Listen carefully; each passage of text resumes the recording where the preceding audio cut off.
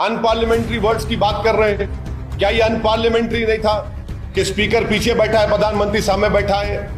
ये डिसेंसी और डेकोरम है कि आप उसी दिन बिल ला लेते हैं, स्पीकर साहब से रिक्वेस्ट कर लेके मना लेते और उसी वक्त आप पास कर लेते, नाम पढ़ सकते, नाम समझ सकते। भाई देश की जनता को हम जवाब दें, अगर कोई बिल लाते, कानून बनाते तो हमको पढ़ने का मौका मिलना चाहिए। अगर मैं कहूंगा कल पार्लियामेंट बहस होगी बेरोजगारी के ऊपर, मैं कहूंगा कि मैं मोदी सरकार पर फूल बरसाकर मारूंगा क्योंकि उन्होंने नौजवानों को बेरोजगार बना दिया, तो क्या फूल को अनपार्लियामेंट्री कर देंगे?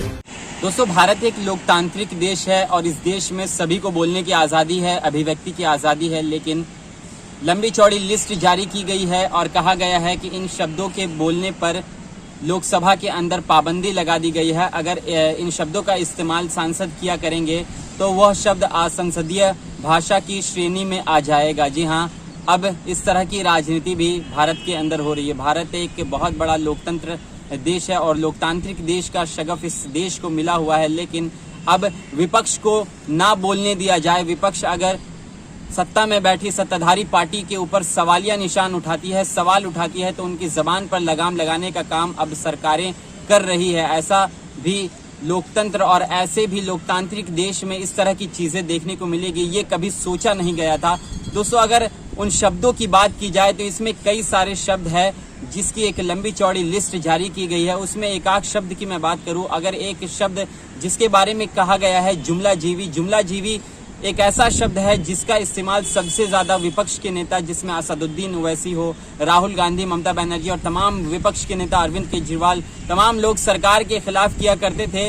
इस शब्द का इस्तेमाल उस वक्त किया जाने लगा जब प्रधानमंत्री नरेंद्र मोदी ने 15 लाख देने का वादा देशवासियों से किया और देश के लोगों से कहा कि आपने अगर भारतीय जनता पार्टी को पूर्ण बहुमत के साथ लेकर आए तो उसके बाद आपके खाते में 15 लाख रुपए आएंगे।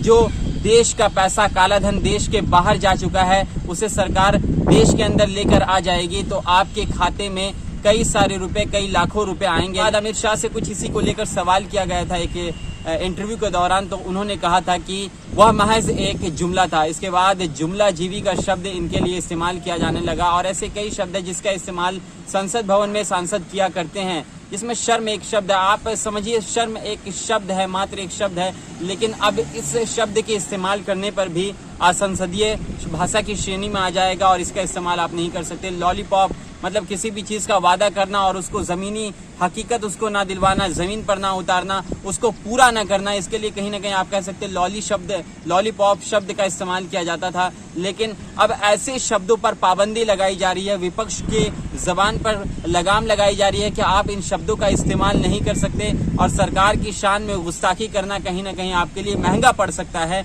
और इन शब्दों को असंसदीय भाषा की श्रेणी में असंसदीय शब्द कहलाया जाएगा ये शब्द। और इसकी लंबी चौड़ी लिस्ट जारी करके तमाम लोगों को सूचित किया गया है एक तरीके से, क्योंकि संसद का सत्र शुरू होने वाला है। और इससे पहले आपकी इस पर क्या राय है, आप क्या सोचते हैं? आप अपनी प्रतिक्रिया और कमेंट सेक्शन के माध्यम से अपनी राय भी भेज सकते हैं। दोस्तों, इसको लेकर कई राजनीतिक पार्टियों के नेताओं ने अपनी राय इसको लेकर रखी है। असदुद्दीन ओवैसी क्या कहते हैं, सुनिए।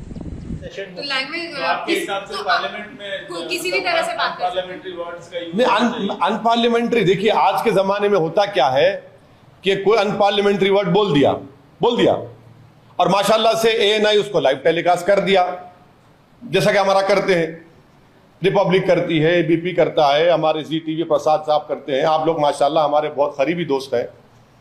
लाइव टेलीकास्ट में चला गया, अब बाद में एक्सपंज। अरे एक्सपंज के माने क्या है? इसीलिए कह रहा हूं कंटेक्स्ट इंपॉर्टेंट है।